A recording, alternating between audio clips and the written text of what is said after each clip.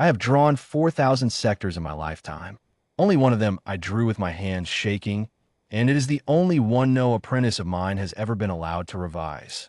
I was junior cartographer of the Vale Concordance Guild then, assigned to the long survey arm that pushed out past the Tesseline drift toward a quiet, unremarkable cluster the old charts simply called Unsurveyed 40.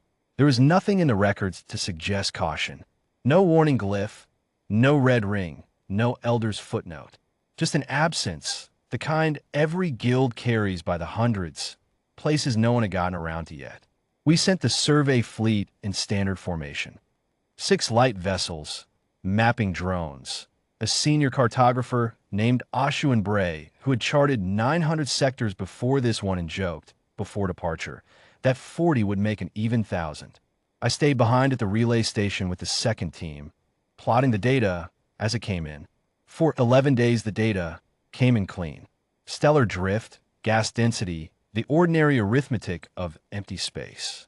On the 12th day it stopped. Not faded, not garbled. Stopped, mid-transmission, the way a voice stops when a hand closes over the mouth that is making it. The guild does not panic over silence. Silence is common.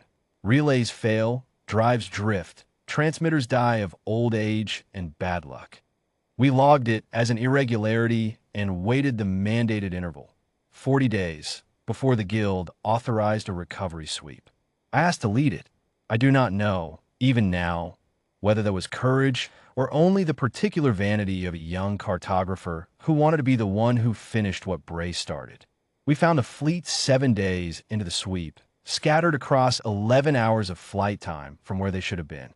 Not destroyed, not boarded, intact, every hull whole, every drive cold, every vessel drifting exactly where its last recorded heading would have carried it, as though each ship had simply lost interest in continuing to exist and stopped gently like a held breath let out. I remember the approach more clearly than I remember most of my own life. 6 ships on the long-range scope, each one a tidy green mark exactly where a tidy green mark ought to be, and the closer we came the less sense that tidiness made. A working fleet drifts. It corrects, compensates, drifts again, the small, disordered breathing of any crewed vessel under power. These 6 did not breathe. They held their headings with a stillness no living crew produces, the stillness of objects rather than the stillness of people being careful. I logged that observation in my own hand before we had even matched velocity, because some part of me already understood that whatever I found aboard would not be a story about an attack. It would be a story about a decision, made calmly, by something that had not needed to raise its voice to make it. We did not find a single body. Not Bray's, not any of the 206 crew who had gone in with him. The ship's interiors were undisturbed, meals half-eaten and gone cold in their bowls. A recreational game left mid-turn on a table bolted to the deck, a child's drawing pinned above a bunk where one of the junior surveyors had kept it for luck. Nothing broken, nothing burned. The guild does not stage horror for effect in its reports, and I will not stage it here. I will only say that an empty ship with the light still on is a more patient kind of dread than any wreck, because a wreck tells you what happened, and an empty ship tells you only that something decided what would happen, somewhere just outside what your instruments could measure, and did not feel the need to explain itself to you. We recovered 1 data core, a single fragment of audio, 11 seconds, logged by Bray himself in the final minute before the silence. I have heard it perhaps 40 times across my life, and I will not transcribe it for the guild record, and I will not transcribe it here. It is not a scream. It is worse than a scream, because a scream is fear arriving. What I heard was fear that had already arrived and finished, and what was left was Bray's voice, very quiet, very steady, saying something that was not meant for us. It was meant for whoever or whatever he was looking at. I have come to believe, in the long years since, that he was being polite to it. That the last thing the galaxy's 901st greatest cartographer ever did was address something correctly, by the proper term, the way you address a thing you have suddenly understood you have no stand to argue with. We did not go further into the cluster. The mandate did not require it, and I would not have obeyed the mandate if it had. I brought the recovery team home, and I brought the fragment to the guild council, and I asked, not recommended, asked, the way a junior cartographer is not supposed to address an elder body. That unsurveyed 40 be struck. There was debate. There is always debate. The guild's entire purpose is the accumulation of charted space, and a cartographer asking the council to subtract a sector is a cartographer asking the institution to act against its own appetite. One elder argued that an anomaly is data, not a verdict, and that we owed Bray's memory a second expedition rather than a blank space on a chart. Another asked, not unkindly, whether a junior cartographer's nerves were sufficient grounds to retire a designation that had taken 3 generations of survey work to assign in the first place. I had no rank to argue from, only the fragment, and I played it for the full council a second time, in the silence of the chamber, and let it answer for me. No one spoke for a long while afterward. I have sat in that chamber many times since, as an elder myself, and I have never again heard it that quiet. I told the council what I had come to believe, standing over that drifting fleet, that some lines are not drawn to show where we have been. Some lines are drawn to show where we agreed, as a species, to stop asking. The council struck the sector. Not redacted, struck. Erased from the working atlas entirely. The cluster's designation retired.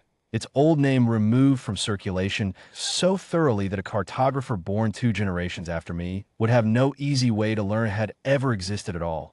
Only that the chart, in that quadrant, simply ends the way a page ends, with nothing written to explain why there's no next page.